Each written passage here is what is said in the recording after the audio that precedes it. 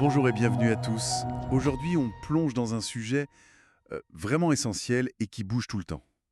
La situation des droits des femmes au Maroc. Bonjour. Oui, un sujet complexe. On va s'appuyer sur pas mal de choses, des sondages récents, un peu d'histoire du féminisme marocain, des analyses des lois, et puis des témoignages sur les difficultés actuelles. Hmm.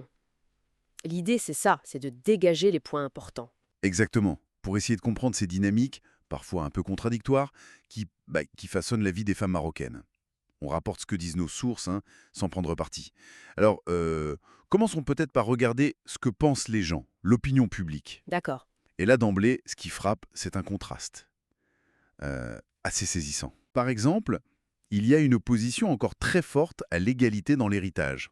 Ah oui, ça c'est clair. Les chiffres le montrent. Une étude parle de 69% d'opposition contre seulement 24% qui sont pour. Mais, et c'est là le paradoxe, une grande majorité, 74%, est pour la wilaya charia, donc la tutelle légale des mères sur leurs enfants. Qu'est-ce que ça nous dit, ça?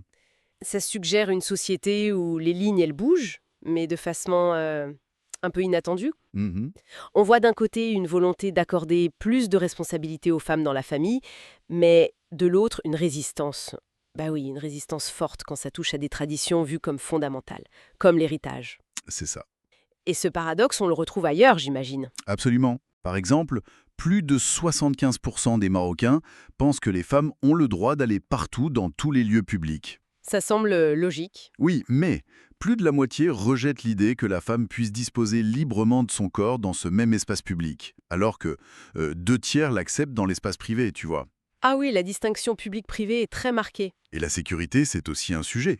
Si la plupart trouvent les lieux publics plutôt sûrs, il y en a quand même plus de 20% qui les jugent dangereux. Et 80% pensent que ce sont les femmes les plus exposées au harcèlement. C'est énorme, 80%. Et face à ces tensions, la question de la loi et de la religion, elle se pose comment? Ben, c'est un vrai dilemme perçu. 45% voudraient un mélange des deux, loi et charia.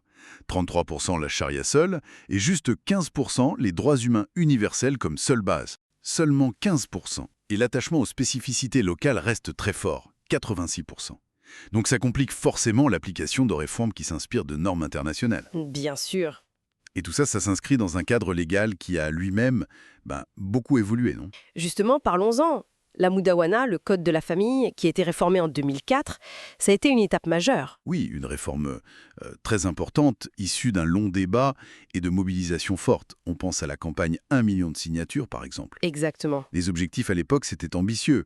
L'égalité entre époux, limiter la polygamie, le mariage des mineurs, la coresponsabilité dans la famille, la fin de la tutelle sur les femmes majeures, le contrôle du divorce par la justice. Des avancées sur le papier, donc. Sur le papier, oui, mais aujourd'hui, des critiques ressortent. On entend dire que l'application est insuffisante ou parfois même détournée de l'esprit du texte initial. Exactement. Et puis il y a des discriminations qui persistent, comme on disait pour l'héritage. Du coup, on entend des appels à de nouvelles réformes pour aligner tout ça sur la Constitution 2011 et les conventions internationales comme la CEDAW. Exactement. Et il n'y a pas que la Moudawana. Il faut aussi parler d'autres lois, comme celle contre la violence faite aux femmes. Souvent critiquée pour son manque d'efficacité, oui. Voilà. Ou la loi 103.13 contre le harcèlement sexuel. Et là, ce qui est assez frappant, c'est de voir à quel point ces lois sont peu connues. Ah bon? Des études montrent que 39% connaissent mal la Moudawana et carrément 86% ignorent la loi sur le harcèlement. Ouh, 86%. C'est énorme. C'est énorme! Et ce manque de connaissances, c'est sans doute un frein majeur à leur application réelle, quoi. Bien sûr. Mais ces avancées légales, même si elles sont imparfaites, elles ne sont pas tombées du ciel.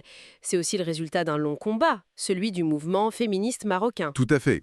Un mouvement qui a des racines anciennes, dès les années 40. et qui a vraiment pris de l'ampleur dans les années 80, avec des organisations clés comme l'ADFM, l'UAF, la FLDF. Oui, leur rôle dans les réformes, surtout la Moudawana, on ne peut pas le nier. Mais voilà, le truc, c'est que malgré ces lois, malgré ce mouvement historique, Mais sur le terrain, les défis restent immenses. exactement, c'est ce que disent plusieurs sources.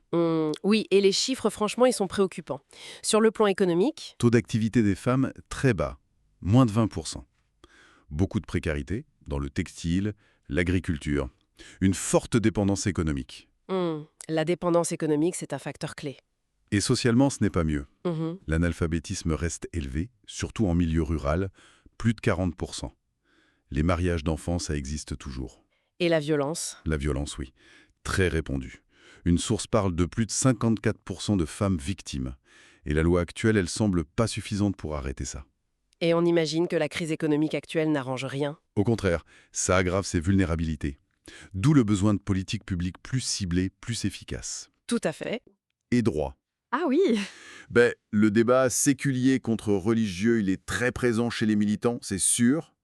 Mais une étude de l'OGR montre que dans la population générale, c'est plus nuancé. Avec des résultats parfois contre-intuitifs. Oui, par exemple, le fait de prier souvent est lié à plus de confiance dans les ONG de droits humains, alors que fréquenter la mosquée régulièrement, c'est lié à moins de confiance. C'est intéressant ça. Comment on l'explique?